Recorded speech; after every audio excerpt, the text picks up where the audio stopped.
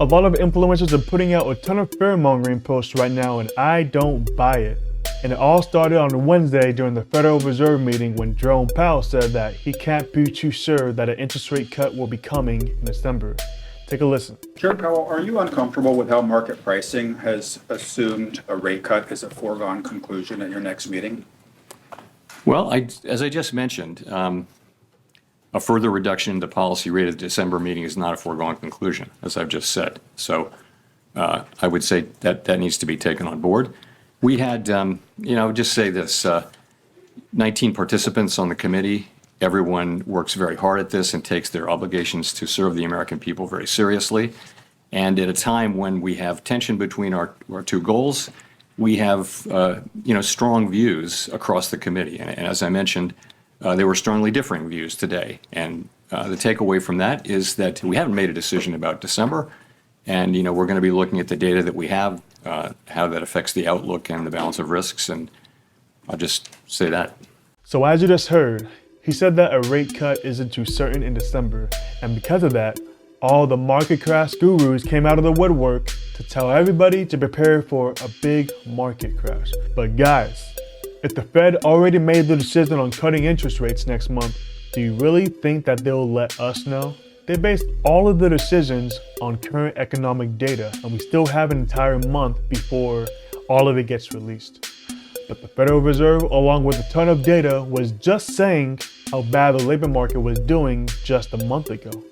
And an insane amount of layoffs have been getting announced left and right, and he even spoke about that as well. But just keep in mind that these layoffs were just announced for the last few weeks, so it wouldn't show up on any current data just yet. But take a listen to what Jerome Powell said about that as well. We saw recently some pretty big layoff announcements coming from Amazon and others. Wondering if that figured into the discussion at all, that you're starting to see this tension between growth and employment starting to be resolved, to the detriment of employment. A significant number of companies either announcing that they are not going to be doing much hiring or actually doing layoffs. And much of the time they're talking about AI and what it can do. So we're watching that very carefully. Yes, it could absolutely have implications for job creation. We don't really see it in the initial claims data yet. Now, it's not a surprise that we don't. It takes some time for it to get in there, but we're watching that really carefully. But again, don't see it yet in the initial claims data.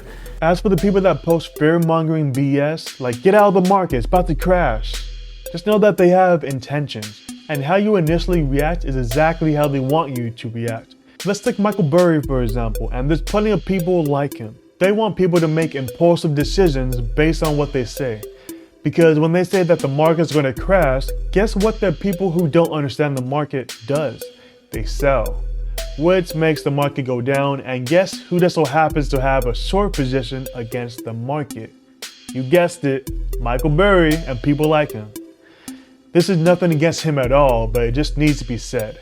He shorts the market, makes the post about how everything's gonna crash, and a ton of people react by selling their shares, and just like that, he walks off with millions of dollars, while you sold way too early, missing out on big profits. And this is exactly why I don't listen to any of these guys.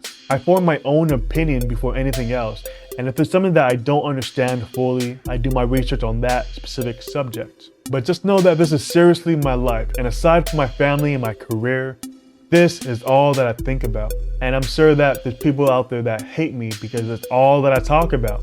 And with all that said, it's important to be able to read between the lines whenever you get information from hedge fund managers online or these gurus or even banks, because everybody has intentions, myself included.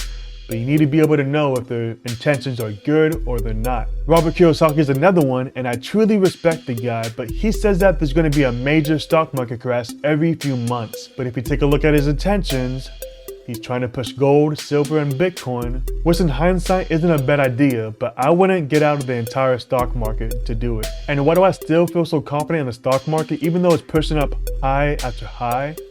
Well, because even though the Fed said that they aren't too certain about cutting interest rates in December, it's still important to understand why they wanted to cut rates to begin with. And that's because of how poorly the labor market was doing at the time. So if that was the primary reason and they're now saying that they're not too certain about cutting interest rates, then that must mean that the labor market is getting better, right? Well, according to the data, the number of layoffs have been increasing by the thousands every single week. UPS just announced nearly 50,000 people are going to be laid off.